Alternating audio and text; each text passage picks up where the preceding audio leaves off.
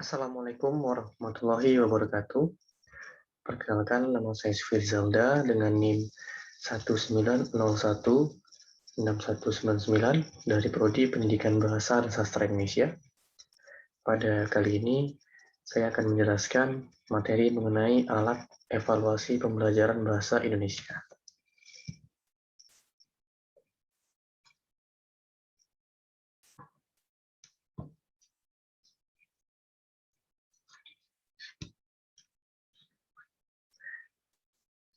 Menurut Asrul dan kawan-kawan tahun 2015, jenis alat evaluasi terbagi menjadi dua.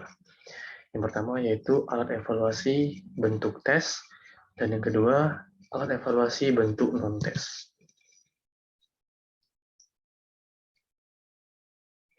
Yang pertama yaitu alat bentuk tes yang berupa bentuk uraian atau esai, yang merupakan tes yang berisi dengan pertanyaan-pertanyaan yang harus dijawab dengan bentuk uraian, baik uraian terbatas maupun uraian yang bebas.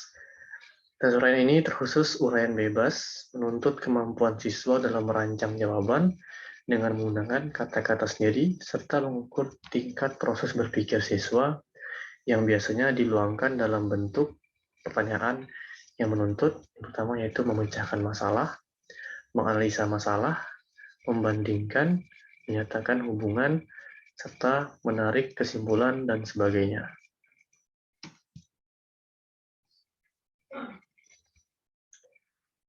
Selanjutnya ada tes hasil belajar bentuk objektif.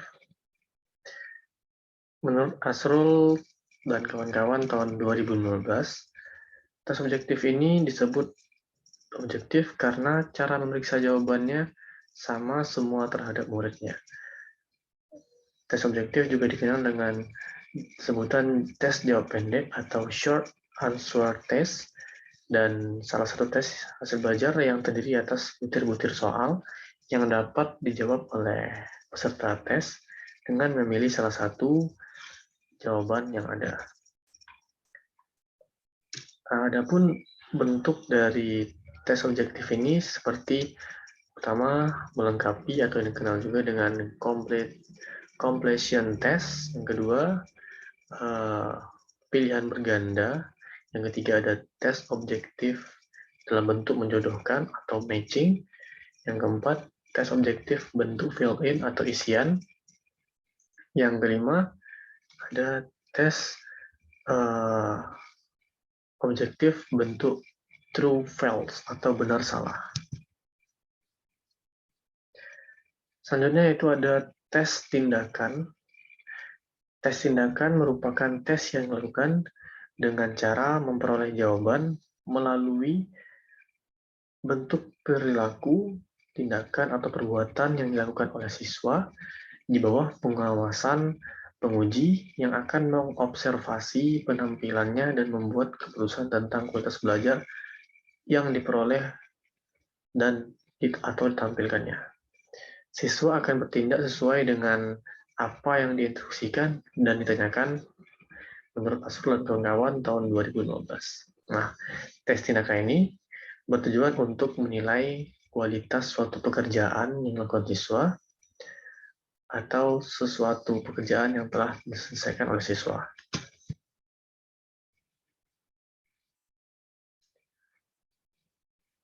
Alat evaluasi dalam pembelajaran bahasa Indonesia. Yang pertama yaitu alat evaluasi keterampilan menyimak, yang kedua yaitu alat evaluasi keterampilan berbicara, yang ketiga alat evaluasi keterampilan membaca, dan yang keempat alat evaluasi keterampilan menulis. Nah, alat evaluasi keterampilan menyimak merupakan suatu kemampuan. Nah, sebelum itu kita membahas tentang keterampilan menyimak.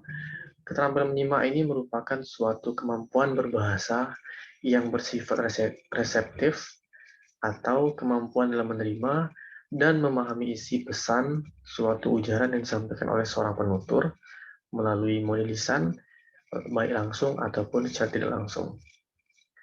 Nah, Mas Den dalam Abdurrahman dan L. Ratna tahun 2003 menjelaskan bahwa terdapat 3 jenis tes yang dilakukan untuk mengukur keterampilan menyimak, yaitu tes respons terbatas atau limited response, yang kedua respon pilihan ganda atau multiple choice appreciates response, dan ketiga yaitu komunikasi luas atau extended communication. Sedangkan Abdurrahman dan L. Ratna tahun 2003 membagi bentuk tes menyimak sebagai berikut. Yang pertama yaitu menuliskan kata baku, yang kedua menuliskan kata yang mirip bunyi dengan makna berbeda, yang ketiga tes dengan pilihan jawaban terbatas, yang keempat tes menyimak dengan respons verbal dengan memberikan gambar atau memberikan instruksi kerjakan dan menunjukkan.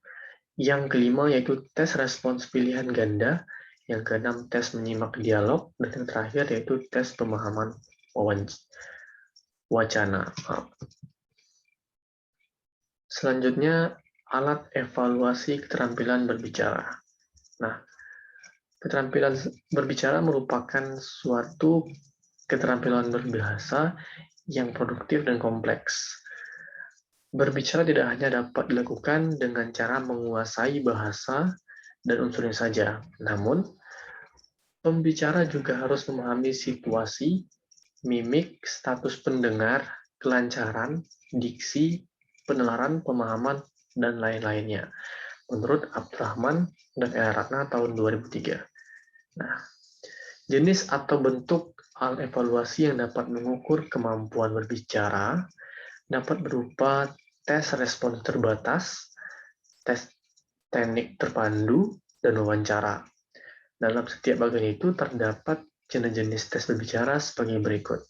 Yang pertama yaitu respons terarah, yang kedua reka cerita bergambar, yang ketiga berbicara nyaring, keempat teknik terpandu, dan yang terakhir yaitu uji berbicara berdasarkan tekniknya.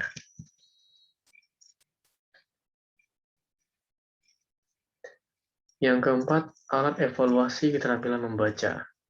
Nah, alat evaluasi keterampilan membaca ini merupakan digunakan untuk mengukur keterampilan berbahasa dalam halnya ini membaca seseorang siswa,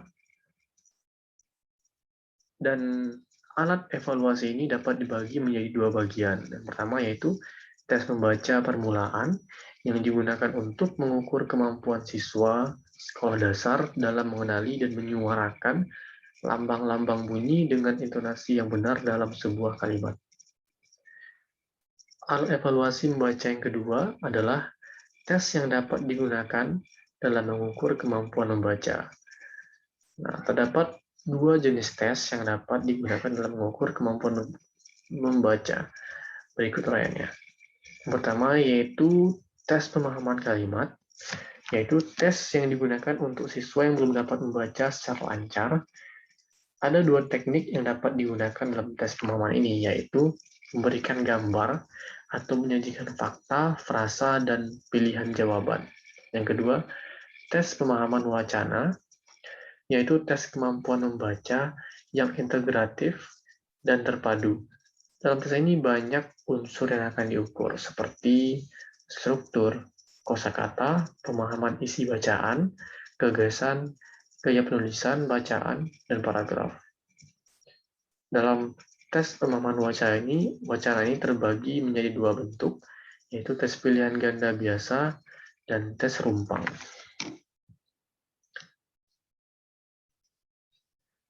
Yang keempat yaitu alat evaluasi keterampilan menulis.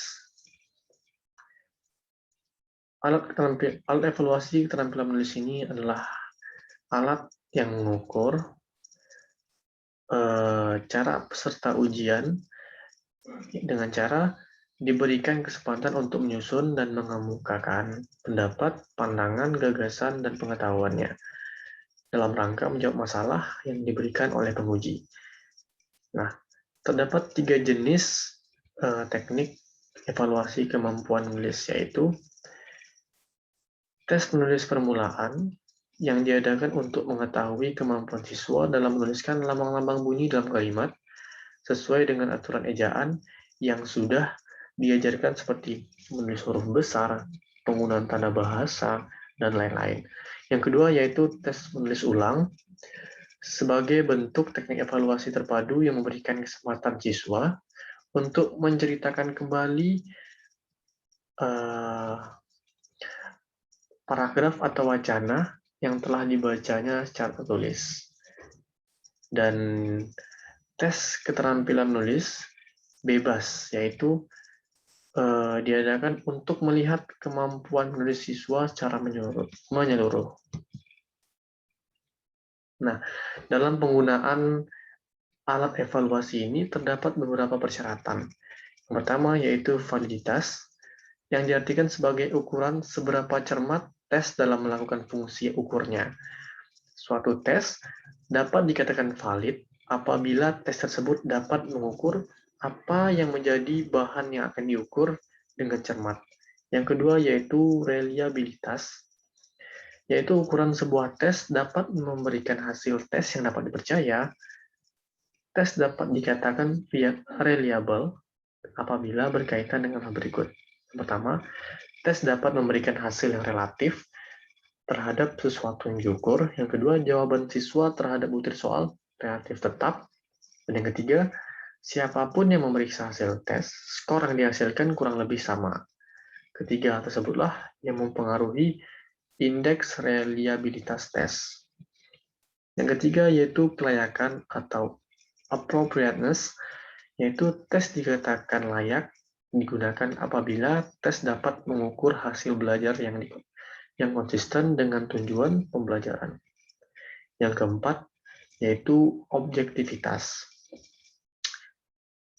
Objektivitas merupakan suatu ukuran yang mana suatu tes dikatakan memiliki tingkat objektivitas yang tinggi jika dalam pelaksanaannya itu tidak dipengaruhi oleh unsur-unsur subjektivitas. Hal tersebut bertujuan agar hasil yang diperoleh itu akurat, apa adanya, dan betul-betul menunjukkan kemampuan siswa itu sendiri. Dan yang kelima yaitu kepraktisan, yaitu tes yang baik dapat dilaksanakan dengan fasilitas yang layak dan juga praktis. Nah, praktisan itu dapat dilihat dari segi ekonomi, pelaksanaan, penskoran, dan penafsirannya.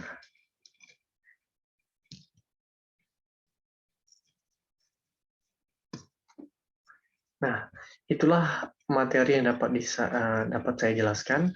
Jika terdapat kesalahan dan kekurangan, mohon maaf. Saya Sugadi Zalda, pamit undur diri. Wassalamualaikum warahmatullahi wabarakatuh.